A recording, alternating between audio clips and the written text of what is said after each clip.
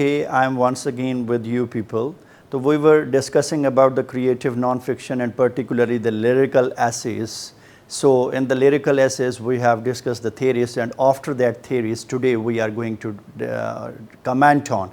The dream goes like this: the bloom room of water, the foot, curve, face, the arc of an eye, the symmetry of the circles, and then an opening of this body surprised her moment of so clean and assured to then that push towards the light like a frog, like a fish. Now this shows the emotion, this shows the integrity, this shows the delight of the internal logic, and universally accepted one. Lyrical essays are amazing spaces to break barriers of the language. For example, the lyricist might write a few paragraphs in their story, then examine a key emotion over there, that what was the key role over here, and that will come once again the avalanche of the ghazal that might decide, write their internal string of couplets, scissors, sonnets, the poetry, the stanzas. So this mix-up of this hybrid model of poetry in the lyrical way is attractful in the creative nonfiction that gives you the dictates, the lessons, the moral teachings, the social teachings. So this is how it can influence the society to become a successful lyricist. Let's the words arrange themselves in an order of symmetry or the cohesive or the cohesion, and that is known as the experimental techniques for the forms of storytelling. Now, the literary genre, another type of creative nonfiction, is this is a complete replacement of creative nonfictional as well. Much more ambiguous means doubtedly defined as the idea of literary journalism. Here I would like to give you the examples. People mix it up with journalism, the common journalism and the literary journalism. The literary journalism means memoir.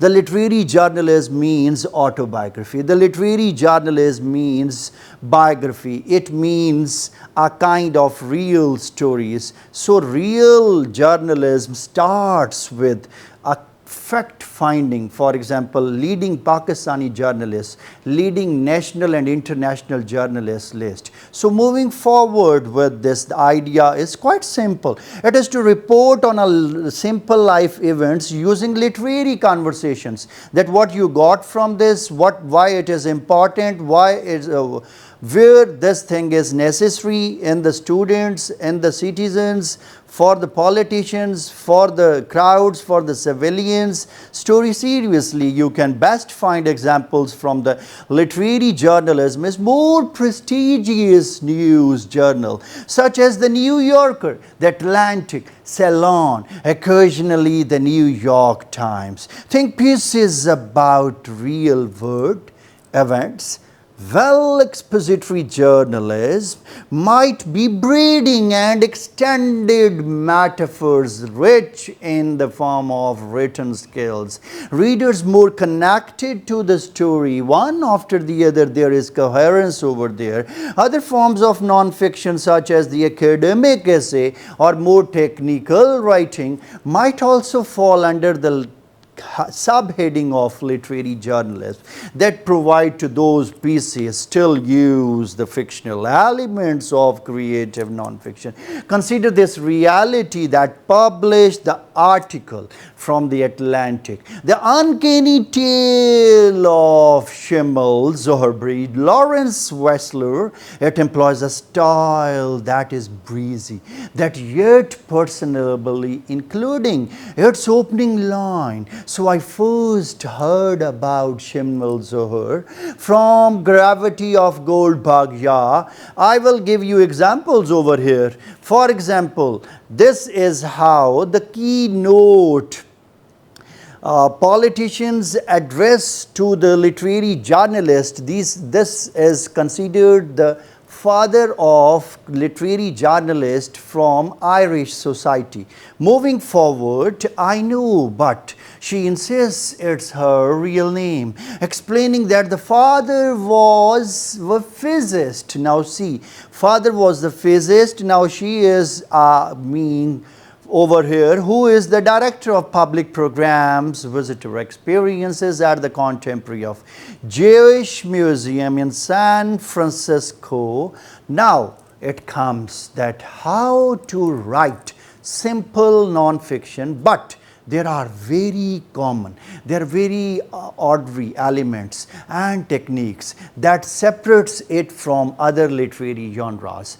I generally use update for a well-written piece of literary journalism. What's the difference between essay in high school and the personal essay? So I will give you over here examples. Here, this is not an essay. This is an essay about the cost. This is an essay about the living standard. This is an essay about the traditional concept. This is the essay about the workload that is in the higher studies, for example, colleges and schools. So overall, when we will be summing this compare and contrast essay, we will be covering 4 to 5 things. First is quality of education. Second is quantity of education. Third is expenditures. Fourth is curriculum, the co-curricular activities. And fifth of all, where is the liberty? Where is the freedom? Where is the more exceptional and conceptual and talented learning? It comes at college. So moving forward, when the non-fiction writers put up creative work, they must be successful when they utilize the following elements, and that is, it must be in a one-way narration. For example, whenever you want to write, it must be in first-person narrative. Just like fiction, non-fiction relies on effective composing, collusive, concise, and this telling the story with an effective plot. So first of all, I will give you an example of plot. According to Aristotle, a plot has 3 elements, and those are, for example, the rising action, the climbing action, the climax, the midpoint, and at last the falling action. So this is like a pyramid over here, and this is the start, this is the middle, this is the end. Or if I give you the definition of plot, it is the series of the arrangement of sequence events in a society is known as a plot. Moving forward, the point of view. The point of view can be personal, it can be omniscient, it can be professional, it can be a highly professional, means patriotic, using the narrative to flash out the stories. Big idea or the key craft elements, how you structure your story can have a huge, means immense impact on how the reader perceives the work, as well as the in-depth of your drawn and from your real life stories. Consider the first lines of the story. The Miami University of Peril Lady by Fanny Nugent. You might not remember me, but I am the dark-haired, Texas-born, Asian American. I will give you example over here. See, it is a dark colored woman.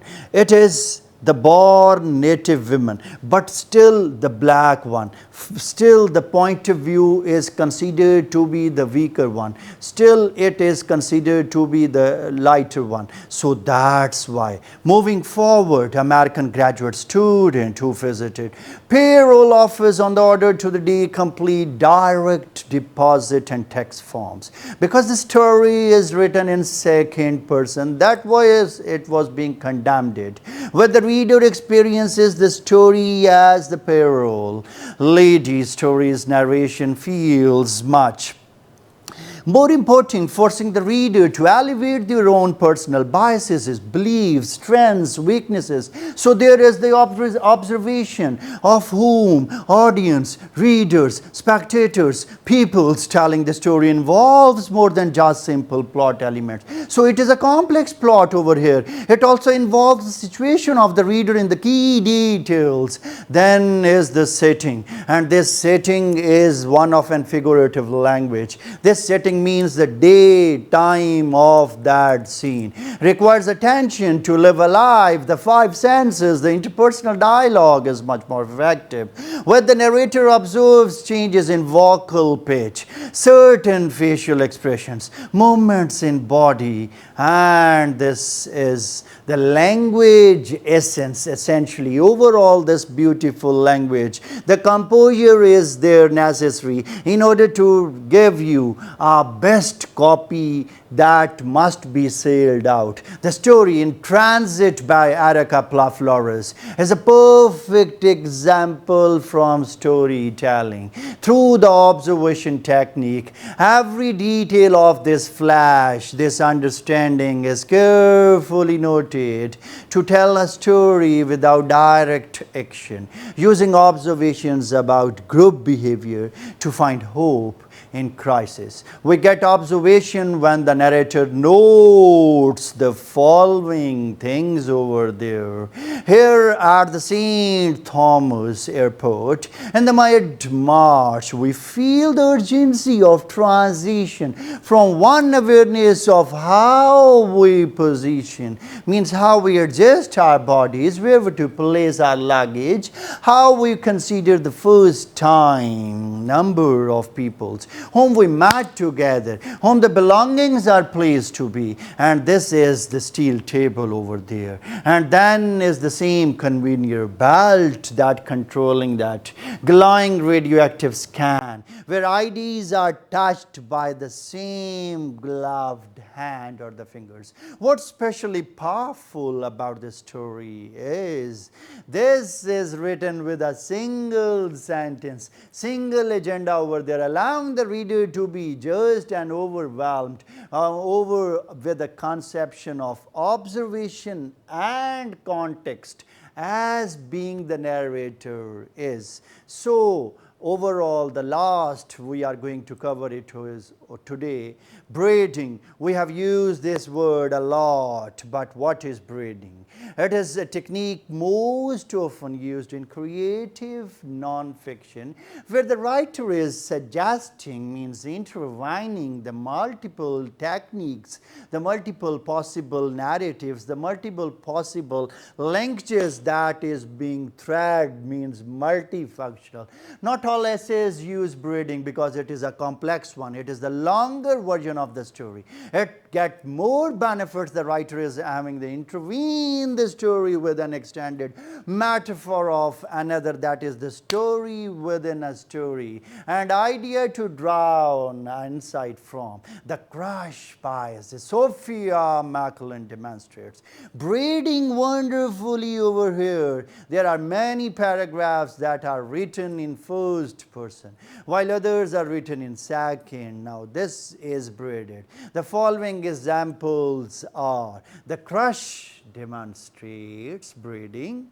Yes, quite common. Your hair is still wet when you slip into the booth across me and through your wallet and the glasses and phone at the table, means on the table. I marvel at how everything about you is streamlined, compact, organized. I am always overflowing, flesh and wants to be pursue, are stuffed with snacks and toy soldiers and tissues. So this is the overall end of the author's thread, where they are going to conclude the remarks together by having the both people intervene, means the interaction at the dinner. Yet the reader still perceives that there is a distance between the two threads because of that separation of I. No, no, no, no. There are two over here pronouns used. It is the I and you. When these threads meets briefly, concisely, elaboratingly, we know that we'll never meet again. So the last thing we want to cover is insight, means your inner version, your inner soul. This inner version is creativity. Speaking of insight, for example, strength, weakness, delight. Non-fiction writers must draw the novel conclusions from the stories they write.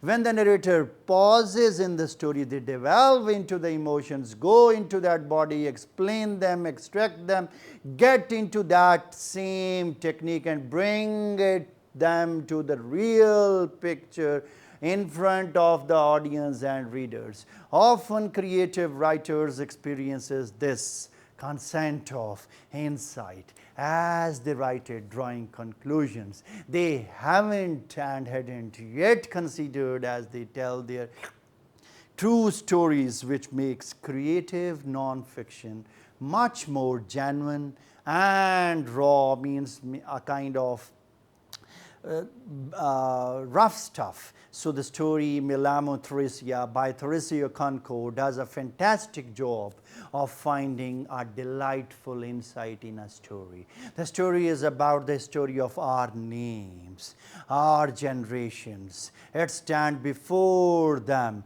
and as the writers explore them to disconnect with her name, she recognizes a simple disconnect in her mother as well as the need to contact her name because of her lineage, means deceased father. So the narrator offers the in-depth, untold story where she remarks, I began to experience a particular type of identity crisis that so many immigrants and children of immigrants go through that pain, where we are called one name at school, other at work, the other name at home. So this shows the real pain and sufferings of weaker black races out. Thank you. Stay blessed. God bless you.